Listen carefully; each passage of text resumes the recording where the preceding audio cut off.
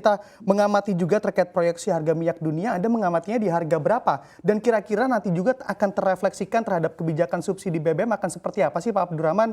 Lalu mengamati juga terkait ambang batas atau level kenaikan harga, sebetulnya pemerintah mengamatinya di ambang level berapa kiranya juga APBN dapat memenuhi terkait pembelian minyak? Saya kira ini pertanyaan yang sangat sulit ya, tidak hanya ke saya, mungkin ke semua orang ini sangat sulit pada level berapa sih harga minyak nanti akan berada. Jadi pada saat APBN 2023 kita desain sekitar bulan Juli, Agustus ya harga minyak itu masih sekitar 120-an. Dan kita melihat bahwa secara historis harga minyak itu tidak bertahan lama di level yang tinggi. Jadi beberapa bulan tinggi nanti akan kemudian akan jatuh. Kita lihat di 2013, 2014 ya harga minyak masih cukup tinggi, kemudian di 2015-nya jatuh sangat dalam dari sekitar 100 ke 30 barrel per hari per barrel pada saat itu ya. Dan kalau kita lihat memang untuk harga minyak kita melihatnya dari sisi harus mempertimbangkan kondisi supply ya, prospek supply maupun demand-nya. Dari sisi supply kita memang masih menghadapi kendala terkait dengan perkembangan konflik politik ya di Ukraine, di mana itu memang menjadi penghambat dari supply energi. Namun di sisi lain demand juga, karena tadi kita memperkirakan bahwa pertumbuhan global akan melambat sangat signifikan, bahkan akan masuk ke ada potensi ke resesi di 2023-nya, artinya bahwa dari sisi demand juga akan turun sangat dalam, sehingga ini dua faktor yang saling cancelling off.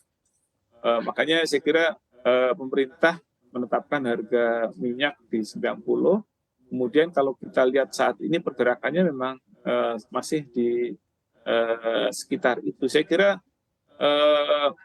ada ambang batas di mana banyak negara sudah tidak bisa afford lagi harga minyak, sehingga itu nanti akan otomatis akan turun kembali. Itu saya kira memang 90 mungkin kalau kita lihat banyak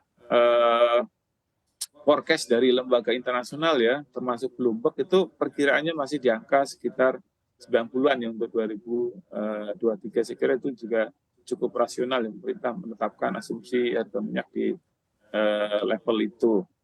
Meskipun kita tidak menutup kemungkinan adanya tadi ya gejolak antara apakah supply-nya yang dominan atau faktor demand-nya yang dominan. Ini saya terus terang saya belum bisa menjawab.